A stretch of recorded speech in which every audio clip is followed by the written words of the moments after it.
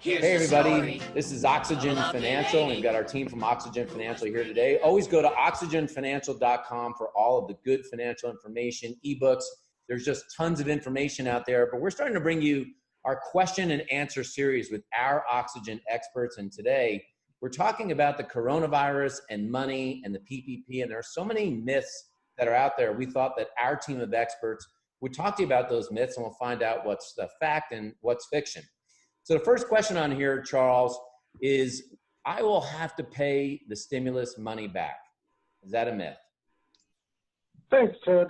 That is a myth, I'm happy to say. I actually see that a lot on social media. The stimulus is a recovery rebate tax credit. And if you've already received your check, that means you've already been screened for income, and IRS has given guidance that you will not have to pay this money back. So spend it at your leisure.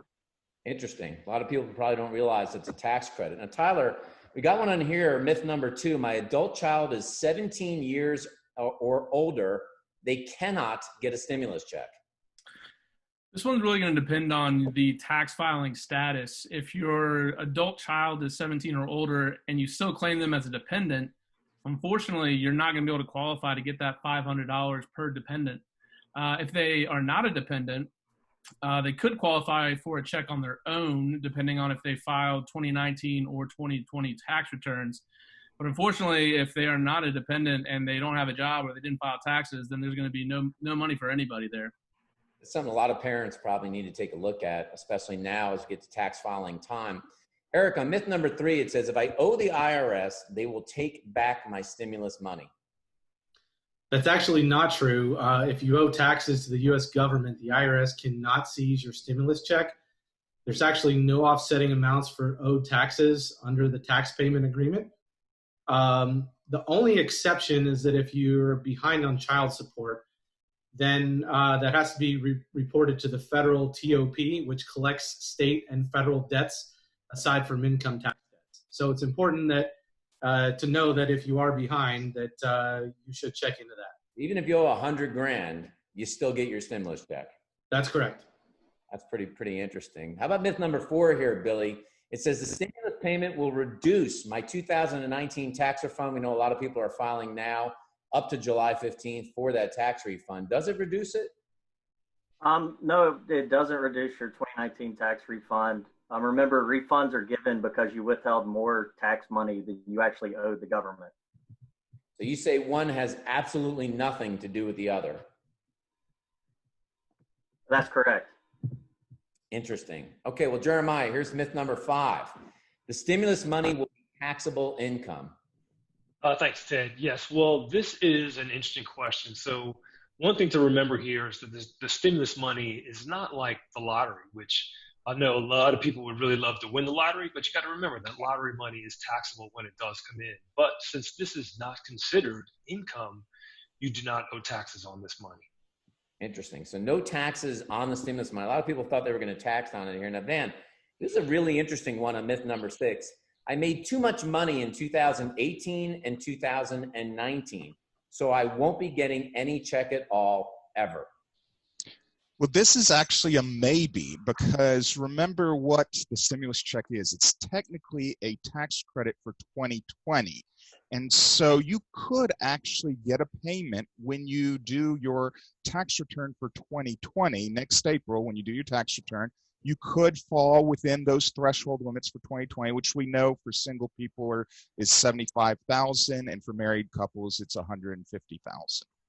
So even though you didn't get a check now, you could actually still get a check even into 2021. That's correct. Pretty interesting stuff. Now, we know a lot of rules change with the Secure Act, Kurt, and a lot of people wonder about this and the rules that have changed with the coronavirus.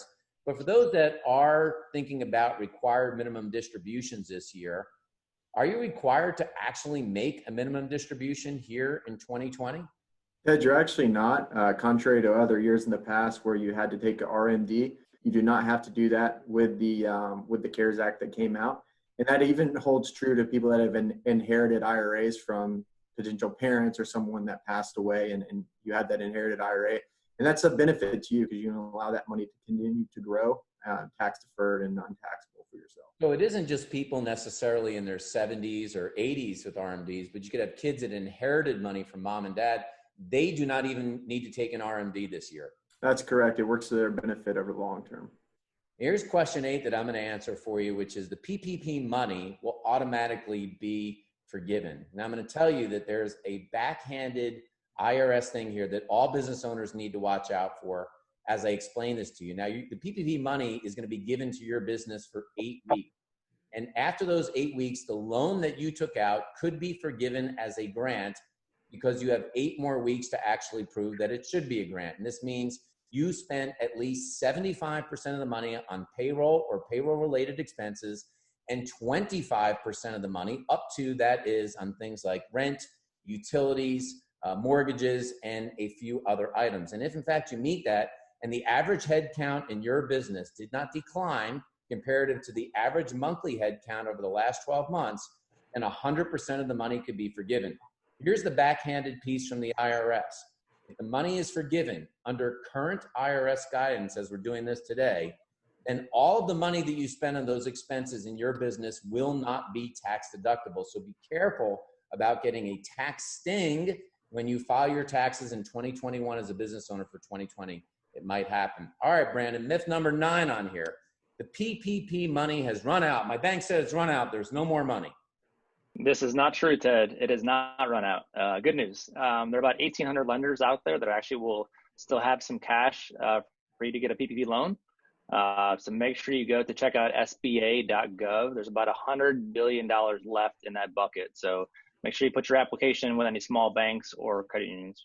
I saw that Mark Cuban put out a tweet on this and said he knows where all the banks are that have the $100 billion. I guess anybody does, probably. Mark Cuban does. And how about number 10 here on our Q&A today with our experts? Kurt, I'm going to shoot this one up at you. You feel like we're in the Hollywood Squares. You're in the upper left-hand corner up there. Taking an SBA loan can be dangerous. Not true, Ted. You know, the SBA actually has nothing to do with the PPP loan. In fact, you could borrow up to potentially $2 million at 3.75% interest.